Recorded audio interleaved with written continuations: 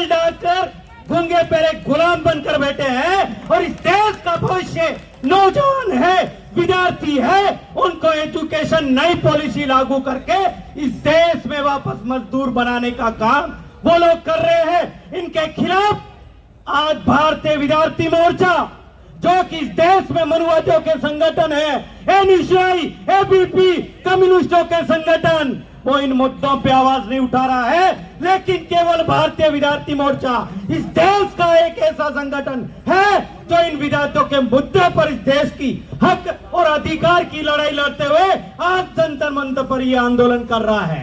साथियों, हमारे विद्यार्थी युवा नौजवान साथी काफी दिन से इस दिल्ली में हम लोग संपर्क कर रहे थे।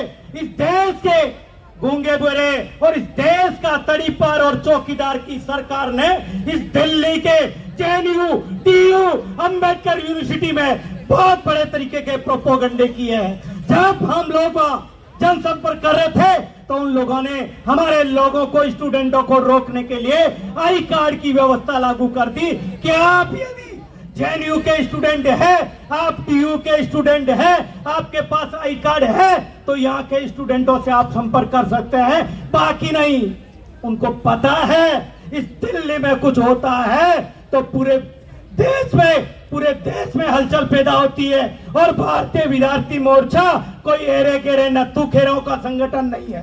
भारतीय विद्यार्थी मोर्चा इंडिविजुअल लोगों का, बुद्धिजीवी लोगों का, कैडराइज लोगों का संगठन है जो इस देश में बहुत बड़े लेवल पर आंदोलन करेगा।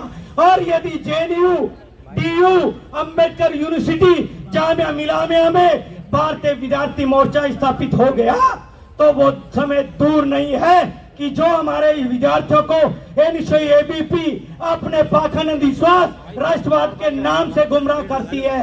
लेकिन विद्यार्थियों की समस्या इस देश में स्कूल मार्जिनिंग की समस्या है, उसके लिए वो कोई बात नहीं कर रहे हैं। इस देश में नई एजुकेशन पॉलिसी के नाम पे लोगों को गुमराह किया गया, उसके लिए कोई बात नहीं कर रहे हैं। राजस्थान में ही नहीं, पूरे देश में स्कूलों की जर्जर कंडीशन है। और राजस्थान के झालावाड़ में स्कूल बिल्डिंग गिर गई, 7 विद्यार्थी मर गए। ऐसे कैसे पूरे देश में तमाम स्टूडेंटों की हालत है, लेकिन उसके लिए कोई संगठन बात नहीं कर रहा है।